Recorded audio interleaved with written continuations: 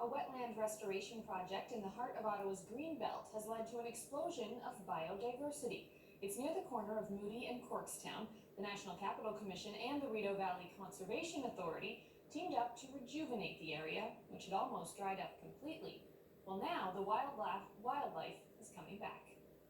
Last year, it basically looked like a monoculture of reed canary grass, so just a field of grasses. A lot of the flows that used to come into this wetland feature were blocked by culverts that had been failed or were redirected around the wetland itself. They call it death by 1,000 cuts. You know, you start to see changes in vegetation, you see declines in diversity, you see invasive species moving in. We worked with the NCC, as I said, the Ottawa Carleton Wildlife Centre and Public Works on this property to build 3 wetland cells. And so we call them the West, the Central, and the East cell. And we excavated a lot of material to create deep open water habitat.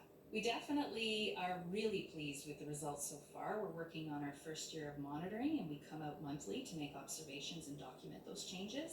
And we're always surprised, but we always find that nature does rebound and nature will take care of itself, and we just add a little bit of help towards it. And we've seen some pretty spectacular changes within the last 10 months since it was constructed last fall. There's quite a few different species of herons that have been in here. We've seen common snipe, we've seen spotted sandpiper. We had green frogs in 2 of the wetland cells, and we also had gray tree frogs as well breeding, and American toads. So it was great to see the amphibians come back into the cell. Wetlands, they provide so much value. I'll go on with a few things. Flood storage is one of the big things. When we have those big summer events or those spring freshets, they hold a lot of water. They also treat a lot of water. So water quality benefits from wetlands are huge. Wetlands actually store tons of carbon. And so that's really important from a climate change perspective. The fish and wildlife habitat that wetlands have, I also like to think about the passive recreation. There's a lot of people who come in and photograph and hike around wetland features, so there's public enjoyment there.